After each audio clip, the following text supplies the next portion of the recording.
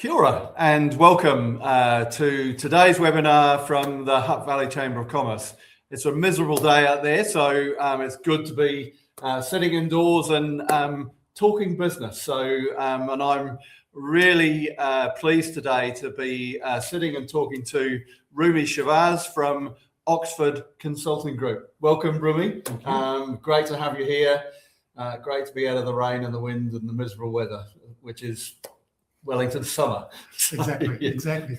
No, thanks for having me. Great to be here. Great. So, look, we're going to start with a little bit of detail on you, on what Oxford Consulting Group is all about, and then we'll delve into some other questions through the course of the webinar. So, tell us about you. Tell us about Oxford Consulting Group. So, from business point of view, I think I'm in a good position. Which is I always thought about it in business, either you're in three stages. Either you're pushing shit uphill, or you're constantly trying to keep your head above the water, or the things are going pretty smoothly. Yeah. So I have done my time on both the first and second. Yeah, big time. Good. You've learned a lot. So fortunately, in a position, things are good. Especially last 4 years, I was out of action. Yeah. Business-wise, pretty much. I couldn't even have enough thinking capability to get out of a paper bag. Yeah. So really fortunate and grateful to be here, back into business again. Awesome. And I think this business is making money, and there's two ways of making money. Either you take it's like catching butterflies, right? You can take a net and run around the neighborhood to catch them, which is pretty tiresome. Or you focus on growing a beautiful garden. Yeah. So butterflies will come, butterflies will go. We'll always have a beautiful garden. Nice. What a great analogy. So we'll get into a little bit later the 4 years that you talked about, because I think there's some interesting learnings from your journey there. But tell us about your background, because you've had some amazing jobs over the years. So tell us a little bit about your background, and then maybe how that's led you to your current focus and what that is. Cool. So I landed in New Zealand in 1988. Wow. After having 5 years of experience under my belt as a software developer in Sri Lanka. So first job was steel and tube. Yeah. Wow. Next to McDonald's here. Awesome. In the Hutt Valley. Yes. Fantastic. That's the first job. And then after 1 year, I got bored and I joined IBM. In New Zealand. And those were the glory days of IBM New Zealand. We just had an incredibly successful business here. So our biggest client was Telecom New Zealand at that time. Yeah. So I was part of the telecom implementation team. So worked my way up as a software developer to a team leader, project lead. And 4 years I was with Telecom project in Herd Street in town. Yeah. And then a few of us moved into the IBM building in the Esplanade. In Wellington Water is in the building. Yeah, right. Yeah. So at peak, we had about 200 people. Wow, gosh. Doing the software was around the world. And I was in the implementation teams for Hong Kong, Philippines, one company in UK, and the last one was the telco in Luxembourg. Wow. So during that period, I got to travel quite a lot. Yeah. I thought, hey, there's an opportunity here to export software out of New Zealand. Wow, good. Creating dollar values for our GDP, fantastic. So I left IBM in 97, started my first software export company. Yeah. So most of our business were based in US because our product was suited for the companies, like lots of Fortune 500 companies use the IBM, what you call a mid-range. It's between a PC and a mainframe. Right. So that was our market. Probably about 70% of our clients were in US. Yeah. Another 20% in UK. Wow. And the balance in Japan. Gosh. So all big names like Daimler, Chrysler, Abbott Labs, Panasonic, Nestle, Sony, and so that was amazing 6 years. Yeah. But the Twin Towers plane crash had a serious impact on our business. Because at that time, if you were selling anything to do with business recovery, disaster recovery, then your business boomed. Yeah. But otherwise, the priority went money. So Right. we were here 6 time zones away trying to do business, and that didn't end up well. So I went through a receivership in 2003. Yeah. So that was a tough experience. Lost a lot of money, Yeah. but somehow survived. Yeah. Survived that, and then for the next 10 years, I did some sales jobs here for IBM Business Partners, and then also represent a number of little teams, software teams. Yeah. They were really good technically, but didn't have a sales card. Right. So I was like a commission-only sales guy. Wow. Okay. Tough gig. So loads of different experiences. Tough gig. I don't recommend working as a commission-only sales guy. As a full-time, as your main income. Yeah. Side gigs. Yeah. But then I had my second opportunity by my last company in 2012. It was business on data analytics and visualization. And the founder, the guy who started the company, after 5 years, he decided company had no future and he wanted to shut it down. So I had some minority shareholding. So I took the majority shareholding from him and ran that business for a good 8 years. Yeah, right. So all our clients were government, pretty much, ACC, IRD, Kiwi Rail, Conservation, ANZ. So amazing 8 odd years. Yeah. But towards 2019, I realized that government procurement rules changed. It was getting harder and harder for small teams like us to get to the panels. And if you're not on the supply panel, you can get business. Yeah. So I had to make a call, and I said, either I'm going to close this business down or find somebody to take my team. Yeah. Merge. So just before COVID, I managed to do that. Right. There was another software local company who wanted to take over and took the staff and took the clients. And they wanted me to come and do some new business sales. Now I thought, pretty easy job, right? All care, not running a business anymore, working with somebody, all care, no responsibility. Just before COVID. Just before. During COVID, trying to do a new business, right? Impossible. So that had a serious effect on my mental health. Right. So it was saying to me, my use by date was gone, and that voice got louder and louder and louder. At the same time, our house had some big house leaks and stuff like that. So all of a sudden, the expenses were going that way, and the income was going to like that way. Yeah. And that took me out. Right. And so, major mental health crash. And out of work for 4 years. Yeah. And last year slowly started to come back again. Yeah. Well, I mean, it's I can only imagine how difficult that was for you. But it's great to see that you've emerged from that challenge, and I guess it's also great to see and actually read your book about the support you received and the people that were in your life that supported you without question. Whether they were family members or friends or but also good, it was good to read your reflections on how you'd perceived mental health before you actually had. So do you want to briefly sort of talk a little bit about that? We're going to cover it towards the end, but I think let's talk about it now. I want to talk it now. Yeah.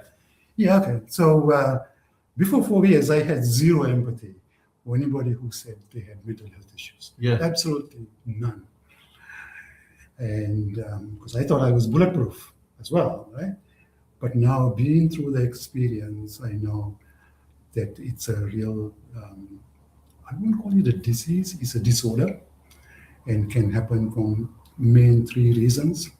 One is your family, disposition, history. Mm-hmm. Second main reason is childhood trauma. Mm-hmm. Third is a rapid change of situation. Yeah. So for me, I had no family history. Beautiful childhood. Yeah. But rapid change of situation. Right. I think most of us, if there's one big thing happening, we can probably handle. Mm-hmm. 2. But if there are 2 or 3 major events happening, like health or losing a family member or going out of business, that can take out the best of us. Yeah. Right? So learned a lot. Yeah. A lot of empathy. You learned a lot about yourself. You learned a lot about what other people must be going through. So what would be, if I asked you, what would be one thing that you would say to another business owner that might be experiencing challenges in their life? What advice would you give to them? I think as we get older, our capacity to, because I think when you're in business especially, our mind is constantly on the future.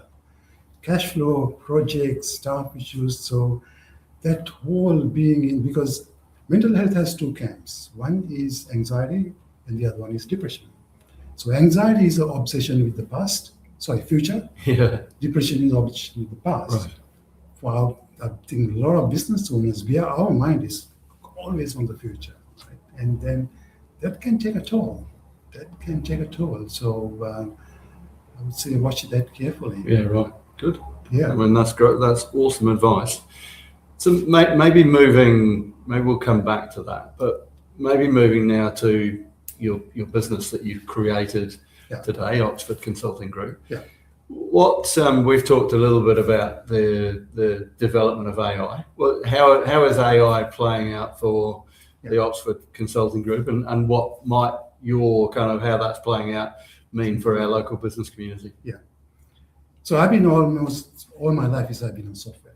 I think it's an amazing time to be, as from a business point of view, and my other passion is business development. Yeah. So going from sales to marketing, and what I say is just embrace the technology.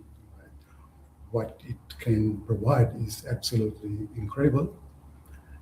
And normally when we talk about AI now, so we think about mainly the layer of ChatGPT. Yeah. But it's almost a 5-layer cake. Yeah, right. To take a step back. Yeah. So the intelligence needs energy, just like our brains do. So that's the huge power infrastructure. That's the first level of AI-based layer. The second thing is the whole hardware and networking layer. Mm-hmm. So you got the microprocessor chips and cabling and all that kind of stuff, and the buildings. The third layer is the whole cloud infrastructure that they have to operate from. The fourth layer is the large language models, like the LLMs, like ChatGPT, Gemini, all that kind of thing. But the fifth layer is where the value gets created. Yeah. This is where very specific applications get built on top of that technology stack. And that is the huge opportunity. So to give probably couple of these companies are called now AI natives. Yeah. These are the ones that needed that infrastructure to work. For example, if you go into like some clinical meetings now, very simple example is that there's software thing called Heidi. It's actually all the clinicians use it now. Right. So because the problem with the clinician is that the note taking is a tedious task. Yeah. Right? And then you have to transcribe those notes. And it's a huge amount of clinicians' time is taken up during that process. Yeah. So the Heidi can sit in the background doing all that, listening to that small talk for maybe for an hour. Yeah. And contextualize and summarize. They call it a clinical note. There's a term called SOAP. I think situational, objective or something. And then the assessment and a treatment plan. Yeah. And that's the one that can get created. So that is like a almost AI native operation. Yeah. So as an example. So significantly improving the process, significantly improving the experience and the time that's being used, and probably improving the patient's outcomes. Well. I mean, another amazing example is the radiology. Yeah. Because if you're in the going back few years, if you're a radiologist, starting at 8 o'clock in the morning, you're probably fresh, but going through those scans hour after hour, by 3 o'clock, your brain is fried. Yeah. But the computer vision don't get tired. AI don't get tired. Yeah. So So it's almost separating the AI has allowed us to separate the task to the outcome we are trying to operate. Yeah. So the task has become much, much more easier. So for example, in radiology case, maybe the scan was done 3 months ago and another scan was done yesterday, but there may be minute detail change that almost impossible for human eye to detect. And that is done by the automation. So all of a sudden you can detect the diseases early and focus on the patient outcome. And massive. Yeah. Awesome. So let's go back to your depression. Right. Can I talk about one more thing before? Sorry, you can absolutely. So the other thing is people say how you look at all the technology itself. Right? Every tech, either you can make it a friend or try to fight it. Yeah. And no point trying to fight it. So let's see if you're an author, for example. Yeah. You have written 5 best-selling books over the last 15 years. All that material is now gobbled up by all the AI engines. Yeah. Well, you hope that you're getting some money out of it. Like, you can fight that battle. That's one way to do it, right? Yeah. You start a legal case, try to fight it and get some money back. But rather you say, if I was a writer, I'd say, okay, these are all the writing I have done important. Feed it to a tool like Claude. Yeah. And say, okay, take all that material, you get a very good understanding about me, how I write, my style. And here's my next project I'm working on. Here's the audience I'm targeting. Here's all my interview scripts. Here's all the research. And now work with me. Let's work on the outline. Let's work on the chapter.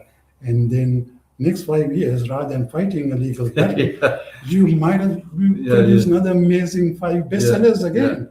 And also enjoy the journey. Because as a writer, normally you bash your head against the laptop to try and get some blood. Not necessarily having AI write the book for you, though. No. Basically, it's using the tools too. Using the tool. It's using the tool to challenge your thinking, question you.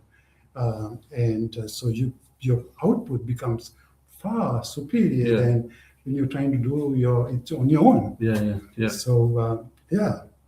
So now, right, talking about books, we've talked about how you might create a book from using AI. Let's talk about your book, and you've got a copy here. I've had it's a very good read, The Priceless Gift, for anybody that wants a very concise and interesting story about Rumi's journey. Definitely suggest you have a look. As I say, it's a very quick read, but very insightful and very useful. But why write the book, Rumi? What was behind you writing a book? Yeah, I think we touched on it before. Yeah. Mainly because the lack of empathy or understanding I had about the whole topic. Yeah. And also learning about how powerful our brains are. And when it's our best ally that we have, right? But then when it turns against you, you get into a totally crazy space. I explained that state, that losing the whole control about your thinking at all. Yeah. And that's where the main self-harm come into play, because your mind can present in a crystal clear way saying, this is the best option you got. And so when your mind start to work against you, the outcome can be devastating. Yeah. So that was a big lesson I learned that I want to share with you, because can I mention the word suicide? Is that okay to talk in here? Yeah. So I say suicide is a permanent solution to a temporary problem. While it can feel so devastating challenge that you can't overcome, you can somehow buy some time, tap into some network, and that whole event can be avoided. Yeah. But when you're in that situation, it looks like that's the only option you have. So So I want to talk about it openly because I somehow managed to survive thanks to the network I had, Yeah. and I want to share that. Awesome. Yeah. Look, I mean, having read the book, the power of your own network, the power of your family, and the support that they gave you, and also your some of your friends, and the learnings that you've had. Yeah. I think it's a very good example for other business people to read Rumi's short book and to learn from it and develop their own methods for coping with different things that are going on in their life. So and also I think there's two sides as a business owner. I think as an owner, we operate in a totally different level. We're passionate about the business, and the level we can operate is quite different to your staff. You can't expect the same level of energy, commitment, and everything. Yeah. So, but your team is probably going through a lot in their own lives. So the earlier you can identify something and being able to intervene and support. And one of the practical ways of doing it is actually St. John now is running a mental health first aid course. Yeah, right. So I would highly recommend at least couple of people in your team go on that. Yeah. So they can keep an eye on the other team members. Yeah. So that's a very useful service. Yeah. No, look, it's a subject that all business owners should start to think about and be aware of. Because I think what I read in your book was that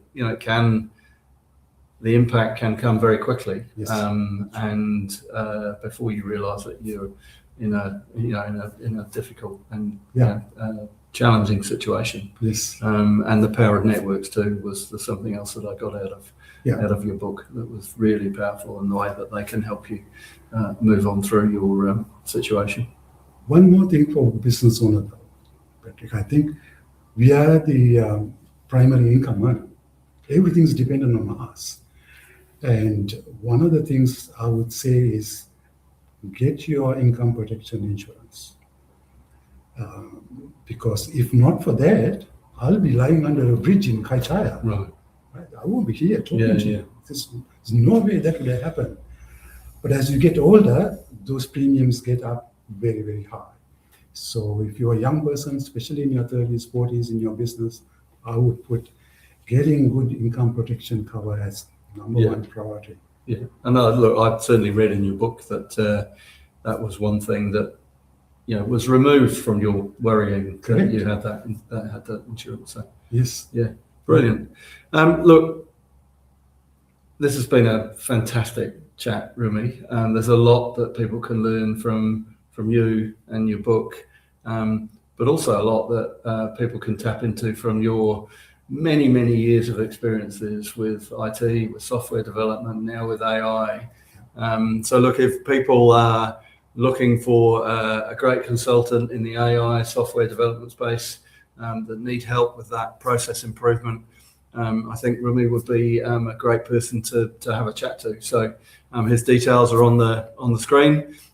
Reach out to him and get in touch. I think you would really enjoy the conversation, and you'd really enjoy the input and advice that Rumi could provide to you and your business. So thank you. It's been great chatting with you. All right. And we'll look forward to working with you as the Chamber more and more over the years to come. All right. Thank you very Thanks, much. Patrick. Cheers. Thank you. Cheers.